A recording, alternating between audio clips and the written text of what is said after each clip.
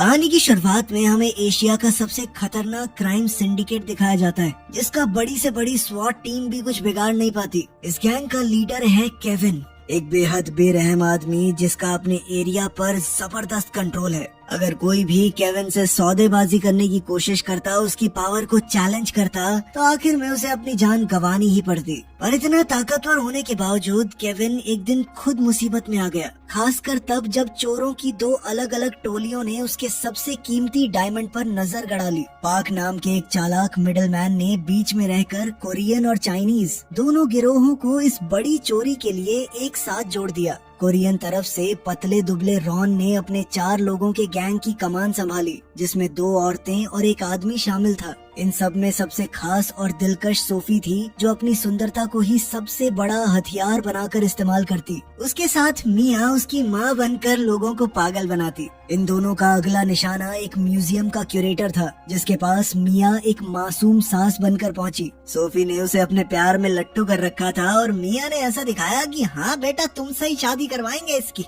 इसके बाद हम छत पर एरिक को देखते हैं, जो टीम का टूल्स और गैजेट एक्सपर्ट था। जैसे ही मिया ने क्यूरेटर को बातों में उलझाया, सोफी ने वक्त बर्बाद किए बिना अपना काम शुरू कर दिया। वो न सिर्फ बेहद खूबसूरत थी, बल्कि किसी ओलंपिक जिम्नास्ट की तरह तारों का इस्तेमाल करती। अपनी जबरदस्त तकनीक की मदद से वो एयर वेंट्स के जरिए जल्द ही वॉल्ट तक पहुंच गई और पलक झपकते ही उसने एक एंशिएंट आर्टिफैक्ट चुरा कर उसकी जगह बाजार का सस्ता सा नकली टुकड़ा रख दिया। चाइनीज तरफ की कमान हमेशा शांत रहने वाले जॉन के हाथ में थी। उसका काम करने का तरीका एकदम शांत था। चाहे कितनी भी बड़ी मुश्किल क्यों न आ जाए, वो कभी पैनिक नहीं करता था। पहले जॉन के गैंग में सिर्फ 3 आदमी हुआ करते थे, पर इस काम के लिए उन्होंने एक माहिर सेफ क्रैकर को बुलाया, जिसका नाम जूली था। वो किसी भी तरह की तिजोरी को मिनटों में खोल देती। जॉन की गैंग में एक और मेंबर है सैम, जो कि एक कोरियन अनाथ था, जिसे सैम ने हमेशा अपनी परछाई में पाला। पार्क ने दोनों चोर गिरोहों को एक टी हाउस में इकट्ठा किया, जहां उनकी मुलाकात कुछ अजीब से अंदाज में हुई। बिना वक्त गवाए पार्क सीधा काम की बात पर आया और उसने उन्हें उनका टारगेट दिखाया, एक डायमंड जिसका नाम टीयर ऑफ द सन रखा गया था और जिसकी कीमत पूरे $5 करोड़ आंकी गई। ये डायमंड मकाओ के कसिनो में खुद केविन की रखेल टिफनी लेकर आने वाली थी। शुरू में दोनों गिरोह थोड़ा हिचकिचाए, क्योंकि केविन से जुड़े किसी इंसान को लूटना मौत को दावत देने जैसा लगा। पर जैसे ही उन्हें पता चला कि वो डायमंड $2 करोड़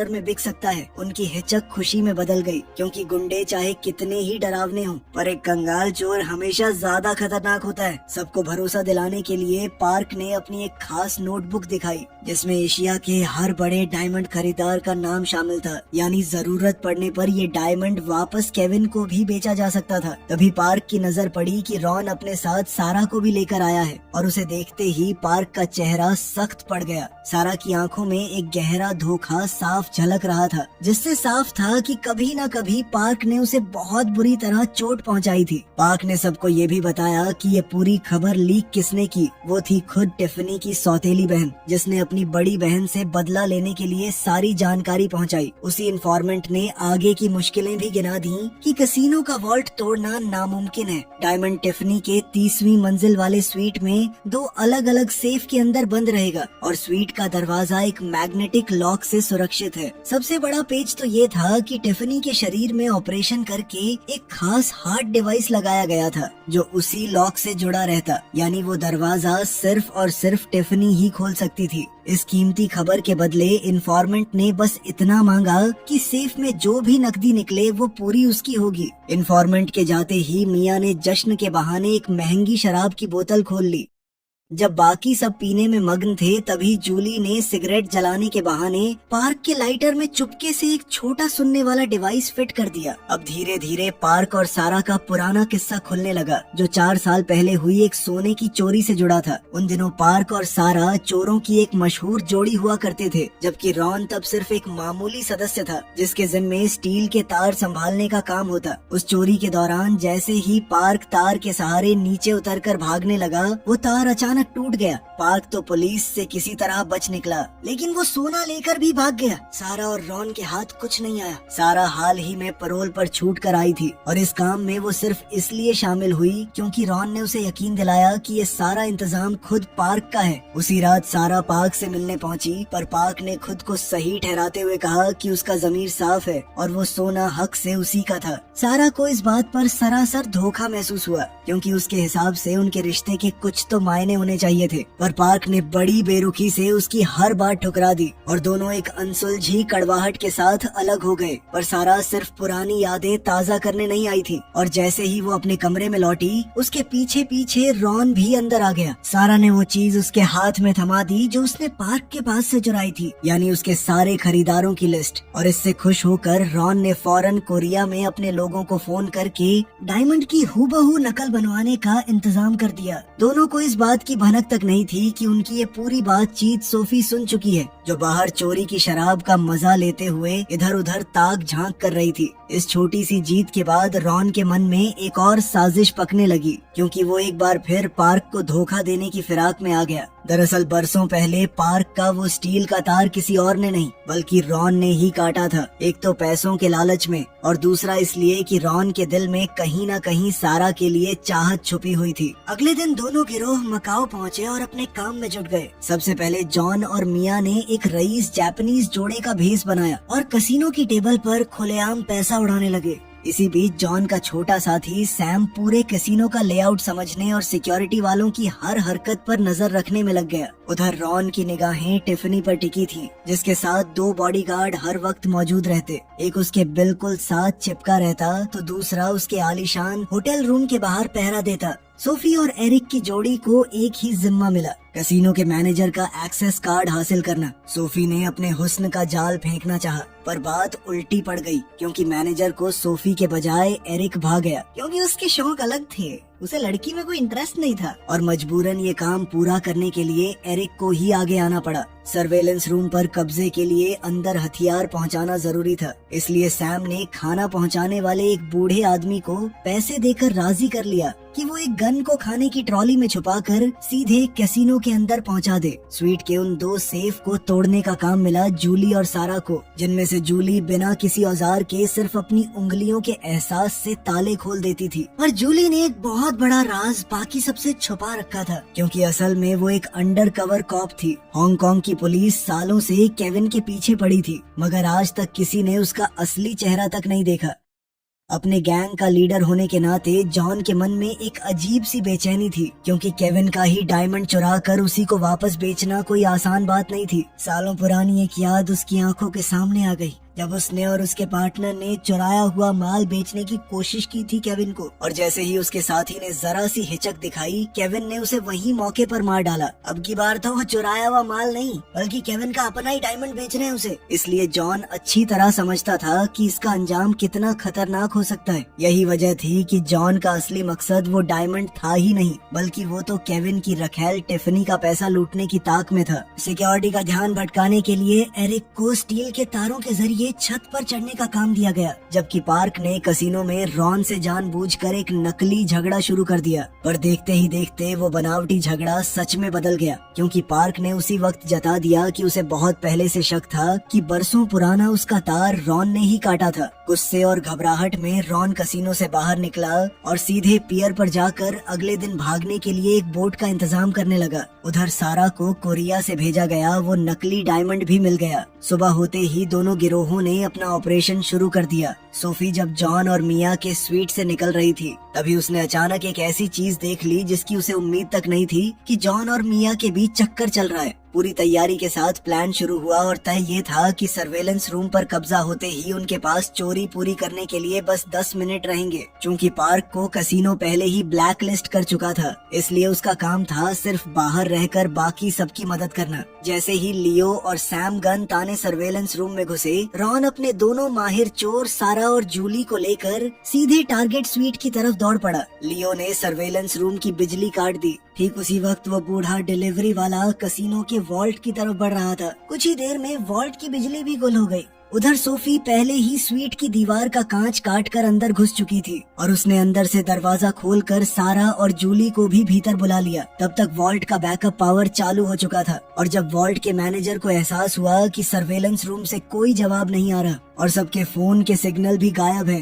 तो उसने नियम के मुताबिक पूरे वॉल्ट को लॉकडाउन कर दिया ताकि पुलिस के आने तक अंदर से कोई बाहर न जा सके। स्वीट के अंदर सारा एक पावर ड्रिल से एक सेफ पर जूझ रही थी, जबकि जूली ने सिर्फ अपनी उंगलियों के उसी कमाल भरे एहसास से दूसरा सेफ खोलना शुरू कर दिया। पर इससे पहले कि वो दोनों अपना काम पूरा कर पाती, जॉन उधर एक वीआईपी रूम में अपनी अलग ही लूट निपटा चुका था। पर तभी एक ऐसा झटका लगा जिसकी किसी ने कल्पना तक नहीं की थी, क्योंकि जब स्वीट का सेफ आखिरकार खुला तो उसमें वो tear of the sun diamond था ही नहीं। दरअसल इन सब चोरों के साथ एक बहुत बड़ा खेल खेला जा चुका था। उनकी तो छोड़िए, पार्क की गाड़ी पर नजर रखे बैठी पुलिस तक इस चाल में बुरी तरह फंस गई, क्योंकि तभी वही इन्फॉर्मेंट यानी टिफनी की सौतेली बहन ऑफिसर्स के पास एक पैकेट पहुंचा गई। उस पैकेट के अंदर से वही सुनने वाला डिवाइस निकला जिसे जूली ने पार्क के लाइटर में फिट किया था। पुलिस फौरन पार्क की गाड़ी की तरफ भागी, पर वहां पहुंचकर उन्हें गाड़ी बिल्कुल खाली मिली। असल में पार्क तो उसी वक्त कसिनो के वॉल्ट के अंदर बैठकर उसका सेफ तोड़ रहा था,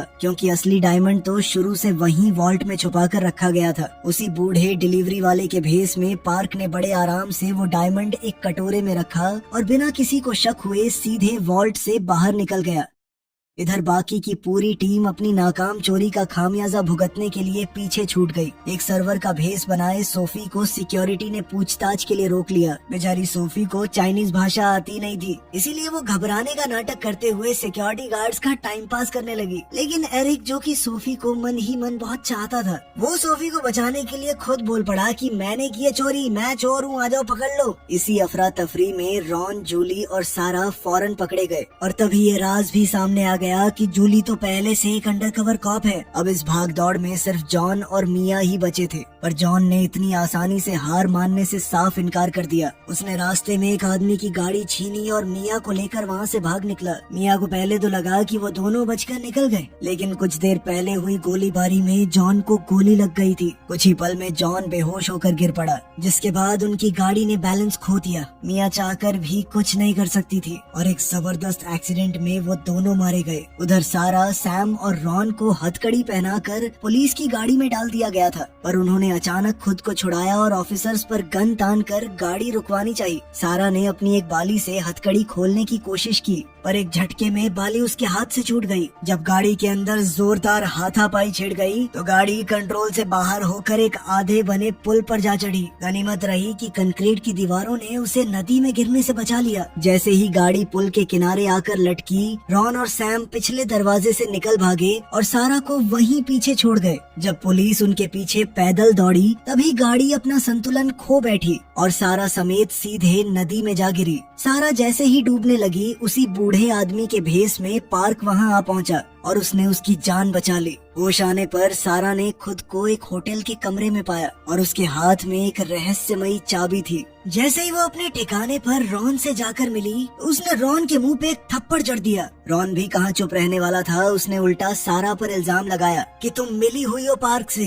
पर जैसे ही रॉन ने उसके चेहरे का दर्द देखा, वो खुद नरम पड़ गया। अब इस गिरोह में सिर्फ 4 लोग बचे थे, सारा, रॉन, सोफी और सैम। इधर पार्क फरार तो हो गया, पर पुलिस ने उसका पीछा करना नहीं छोड़ा। दरअसल पुलिस उसे जानबूझकर गिरफ्तार नहीं कर रही थी, क्योंकि वो उसे एशिया के सबसे बड़े खरीदार केविन तक पहुंचने के लिए एक चारे की तरह इस्तेमाल करना चाहती थी। पार्क भी अच्छी तरह जानता था कि उसका पीछा हो रहा है, इसलिए जब उसने बुसान में सौदा तय करने के लिए केविन को फोन किया तो उसने अपनी जगह छुपाने की जरा भी कोशिश नहीं की। उन्हें धोखा देने वाली उस औरत को ढूंढने के लिए बचे हुए चारों चोर इन्फॉर्मेंट की तलाश में जुट गए। एक किराए की रोल्स रॉयस के जरिए उन्होंने उसका सुराग निकाला और हांगकांग में उसका पता भी ढूंढ लिया, पर वो घर पूरी तरह खाली पड़ा था। फिर फोन के रिकॉर्ड खंगालने पर पता चला कि वो भी बुसान जा चुकी थी और उन सब ने वहाँ जाकर उसे ढूंढ निकाला। ठग होने के बावजूद वो अपने दोस्तों के लिए बेहद वफादार थी, इसलिए चाहे कितना भी दबाव पड़ा, उसने किसी की कोई जानकारी नहीं दी। और आखिरकार उस गिरोह को उसकी एक कमजोरी मिल ही गई, उसका पालतू कुत्ता,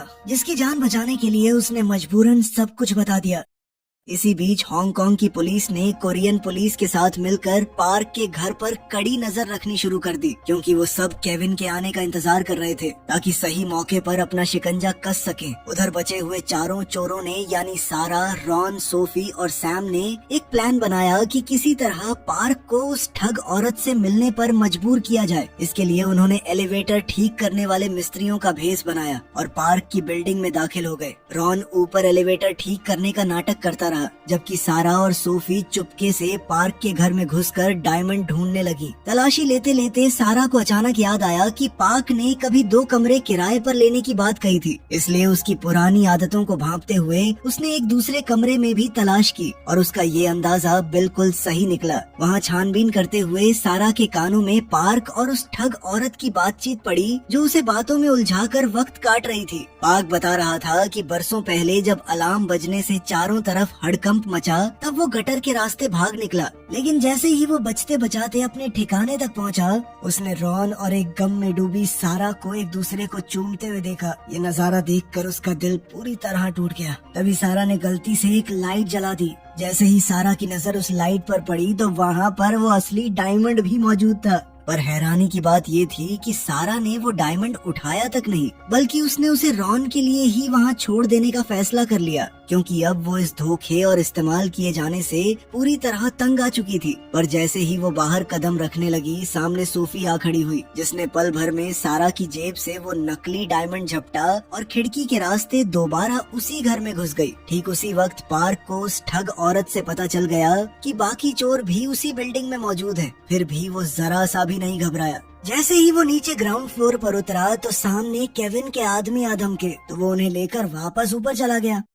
इसी बीच सोफी ने लैंप शेड में छुपा असली डायमंड निकाल लिया और उसकी जगह नकली रख दिया। पर जैसे ही वो वहाँ से निकलने वाली थी, केविन के गुंडे घर में दाखिल हो गए, जिसकी वजह से मजबूरन सोफी को छत के ऊपर छुपने की जगह में पनाह लेनी पड़ी। जैसे ही केविन सामने आया, कोरियन पुलिस ने पूरी बिल्डिंग को घेरने के लिए अपनी स्वॉट टीम भेज दी। दरअसल बरसों पहले पार्क के पिता ने जॉन के साथ मिलकर यही चुराया हुआ माल केविन को बेचा था और उसी रात बिस्तर के नीचे छुपे नन्हे पार्क ने अपने पिता का कत्ल अपनी आंखों के सामने होते देखा। यानी ये पूरी चोरी असल में उसी कत्ल का बदला लेने की एक सोची समझी चाल थी। सच्चाई सामने आने के बाद भी केविन अपनी अकड़ पर कायम रहा और एकदम स्टाइल में कहने लगा कि कल सुबह तक तो तू जिंदा नहीं बचेगा। पर उसे इस बात की भनक तक नहीं थी कि स्वॉट पहले ही पूरी बिल्डिंग को घेर चुकी है। जैसे ही पुलिस वालों ने अंदर घुसने की कोशिश की, केविन के गुंडों ने ताबड़तोड़ गोलियां चला दी। गोलीबारी जैसे जैसे तेज होती गई, पार्क ने खिड़की के रास्ते भागने की कोशिश की, पर केविन की नजर उस पर पड़ गई और उसने अपने किराए के कातिलों को उसके पीछे लगा दिया। जिप लाइन चलाने में माहिर पार्क ने एक खिड़की से छलांग लगाकर दूसरी बिल्डिंग पकड़ ली और जब एक कातिल ने उसकी नकल करनी चाहिए तो वो पार्क के बिछाए जाल में फंसकर बिजली के करंट से झुलस गया। पार्क इसी तरह अपने पीछा करने वालों को चकमा देता गया और एक और कातिल को ढेर करके आखिरकार निकल भागा। पर जैसे ही उसने एक दरवाजा खोला, सामने स्वॉट के ऑफिसर उसी का इंतजार करते मिले। लेकिन इससे पहले पुलिस वाले उसे गिरफ्तार करते केविन अपने गुंडों के साथ वहां पहुंच गया और पुलिस वालों पर गोलियां बरसानी शुरू कर दी। इस मौके का फायदा उठाकर पार्क वहां से भागा, लेकिन केविन का एक गुंडा अभी भी उसका पीछा कर रहा था। उसकी गोलियों से बचता हुआ पार्क गुंडे को पकड़कर सीधा एलिवेटर में घुस गया, जहाँ पर रॉन पहले से घात लगाए बैठा था। गुंडा तो नीचे गिर के मर गया, लेकिन पार्क किसी तरह बच गया। पार्क को डायमंड ले जाने से रोकने के लिए रॉन ने एक धारदार लोहे का टुकड़ा उठाया और उस पर वार करने को तैयार हो गया। ये देखकर पार्क का दिल टूट गया, क्योंकि जिसे उसने कभी अपने छोटे भाई जैसा माना था, आज वही उसकी जान का दुश्मन बन बैठा, वो भी एक मामूली डायमंड के लिए। पार्क रॉन से ज्यादा ताकतवर था। वो चाहता वो उसे उसी पल मार सकता था, लेकिन उसने ऐसा नहीं किया। उसने उसे डायमंड के साथ वहीं छोड़ दिया और स्वॉट के एक ऑफिसर का भेस बनाकर वो चुपचाप वहाँ से निकलने लगा। पर उसकी ये चाल पीछा कर रही उसी लेडी कॉप जूली की नजरों में आ गई। दूसरी तरफ पुलिस कमांडर ने केविन को ढूंढते हुए उस पर बंदूक तान दी, लेकिन तभी अचानक पुलिस के भेस में छुपे हुए केविन के गुंडे ने उसे मार डाला। उधर रॉन जैसे ही डायमंड लेकर निकलने लगा, तभी सैम की नजर उस पर पड़ गई और वो समझ गया कि ये भाग रहा डायमंड लेके। वो उसका पीछा करने लगा, लेकिन तभी एक बाइक वाला वहाँ से गुजरा और जैसे ही डायमंड टायर के नीचे आया, वो टूट गया दरअसल असली डायमंड तो सोफी कब का अपने उसी नकली डायमंड से बदल चुकी थी। वहाँ से बच निकलने के लिए सोफी ने फौरन अपने कपड़े बदले और सिर्फ एक टॉवल लपेटकर खुद को एक मासूम सी आम औरत की तरह पेश किया। और जब स्वॉट वाले वहाँ पहुँचे तो उन्होंने उसे एक पीड़ित समझकर बड़े ध्यान से एक मेडिकल वैन तक पहुँचा दिया। लेकिन असली टीयर ऑफ द सन तो अभी तक सोफी के बालों में था। इधर डॉक्स पर पार्क की मुलाकात सारा से हुई जो पहले से उसका इंतजार कर रही थी। पर तभी अचानक वहाँ केविन आ टपका और पार्क को मजबूरन एक सूटकेस के पीछे छुपना पड़ा। उसी वक्त उसका पीछा करती हुई वही जिद्दी लेडी कॉप जूली भी डॉक्स पर आ पहुंची और इसी अफरा तफरी में उसने सारा को पकड़ लिया। पार्क ने जैसे ये देखा तो वो सारा को बचाने के लिए जानबूझकर केविन के सामने आ गया। पर तभी केविन ने गोलियां चलानी शुरू कर दी और मौका देखते ही जूली ने पलटकर केविन को ही गोली मार दी, जिससे उस खूंखार क्राइम बॉस का खेल हमेशा के लिए खत्म हो गया। इसी मौके का फायदा उठाते हुए पार्क और सारा वहाँ से निकल गए। कहानी के आखिरी पड़ाव पर सारा को आखिरकार वो सोने का खजाना मिल गया जिसे वो बरसों से ढूंढ रही थी और जो असल में उसकी अपनी पुरानी गाड़ी की डिक्की में ही छुपा रखा था। पार्क ने उसे जो रहस्यमयी चाबी दी थी उसी ने उस डिक्की का नया लगा ताला खोला और सालों पुरानी वो दौलत आखिरकार उसके सामने आ गई। उधर सोफी सीधे हांगकांग जा पहुंची जहां उसने वो असली डायमंड बेचने की कोशिश की। पर सौदा पूरा होने से ठीक पहले एक बार फिर उसी बूढ़े आदमी के भेस में पार्क ने उसकी नाक के नीचे से वो डायमंड उड़ा लिया। आखिरकार पार्क ने ये साबित कर दिया था कि उसका मुकाबला कोई नहीं।